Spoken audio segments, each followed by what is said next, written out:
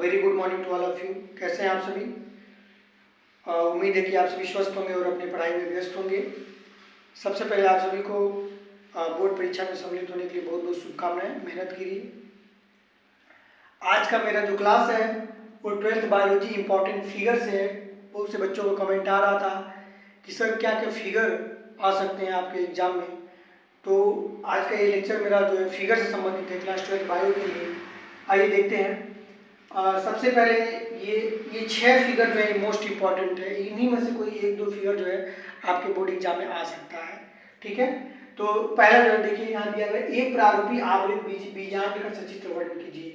वो भी बीजांड की संरचना बनाना है।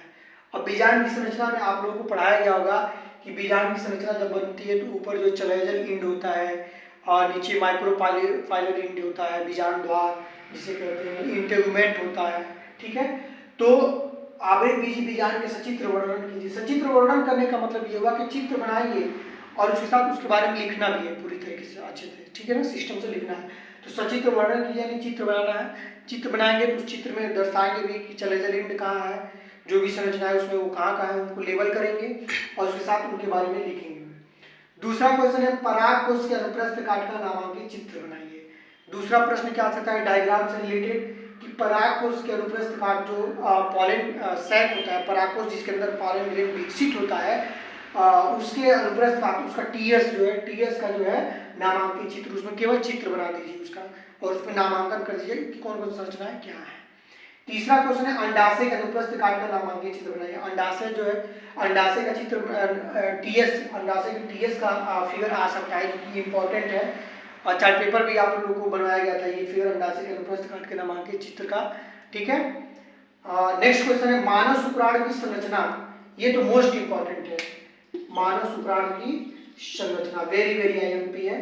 ठीक है, मानव ह्यूमन स्पर्म की संरचना ये आ सकता है। ये लास्ट लेक्चर में मैंने बताया था कि जब वाइवा का वीडियो मैंने डाला था वाइवा से संबंधित, तो उसमें मैंने मानव शुक्राणु की संरचना बना करके बताया था।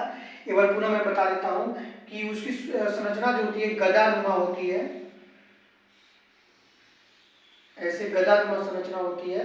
नीचे जाकर के ये टेल का निर्माण करता है। ठीक है, और ये हेड पार्ट है, ये टेल पार्ट है, सॉरी हेड और नेक, फिर मिडिल पार्ट होता है और उसके बाद से टेल होता है। मिडिल पार्ट और ये आपका हो गया टेल। ठीक है, तो ये यहाँ से भी क्वेश्चन आ सकते हैं। मानव शुक्राणु की संरचना आ सकता है। नर जनन तंत्र तथा मादा जनन तंत्र का नामांकित चित्र बनाइए। ये भी इंपॉर्टेंट है, दोनों तैयार करिएगा। मेल और फीमेल रिप्रोडक्टिव ऑर्गन्स, यहाँ से भी क्वेश्चन आ सकते हैं। ये छठवां, ये भी मोस्ट इंपॉर्टेंट है। छठवां जो प्रश्न है ये है, वाटसन एवं क्रिक के डीएनए मॉडल की संरचना बनाइए। ठीक है, तो देखिए केवल इसमें संरचना के साथ साथ इसमें वर्णन करने के लिए भी आएगा। मोस्ट इंपॉर्टेंट क्वेश्चन है ये लॉन्ग क्वेश्चन के लिए भी कि वाटसन एवं क्रिक के डीएनए मॉडल की संरचना बनाइए और तथा वर्णन कीजिए। सचित्र वर्णन करने के लिए भी आ सकता है। तो संरचना बनाएंगे, बताएंगे मॉडल किसने दिया था, कब दिया था, इनमें क्या क्या चीजें होती हैं, इनका केमिकल कंपोजिशन क्या होता है, प्यूरिन पिरिमिडिन क्या होते हैं, इन सब चीजों के बारे में सचित्र वर्णन करने के लिए वाटसन एवं क्रिक से प्रश्न आ सकता है डीएनए के मॉडल से। ठीक है, उम्मीद है कि अब आप लोग का कंफ्यूजन दूर हो गया होगा कि फिगर में क्या क्या प्रश्न आ सकते हैं फिगर से संबंधित आपके बोर्ड एग्जाम में। तो ये जो 6 मैंने फिगर लिया हुआ है, ये 6 फिगर जो है आपके लिए वेरी वेरी मोस्ट इंपॉर्टेंट है। केवल इस 6 फिगर को आप लोग तैयार कर लीजिए, वो भी नामांकन के साथ वेल लेवल डायग्राम। जब भी एग्जाम में बोर्ड एग्जाम में फिगर आए तो वेल लेवल बनाना चाहिए, उसका नामकरण अवश्य करना चाहिए, कौन सी संरचना का क्या नाम है। एक चीज़ और ध्यान दीजिएगा कि आप फिगर बनाते समय कभी भी कलर पेन का यूज मत कीजिएगा, कलरफुल पेन का यूज मत करिएगा। काला या नीला पेन से बना सकते हैं या पेंसिल से बना सकते हैं, लेकिन कलरफुल पेन का इस्तेमाल आप लोग मत करिएगा। उम्मीद है कि अब एक भी डायग्राम आपसे छूटेगा नहीं और उम्मीद है कि 29 फरवरी को जो आपका बायो का पेपर होने वाला है उसमें से संबंधित 1 या 2 स्ट्रक्चर संरचना जो है जरूर आप लोगों को मिलेगा।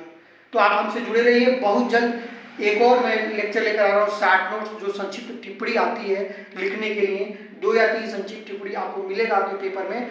तो इसके बाद का मेरा जो लेक्चर होगा वो शॉर्ट नोट संक्षिप्त टिप्पणी पर रहेगा।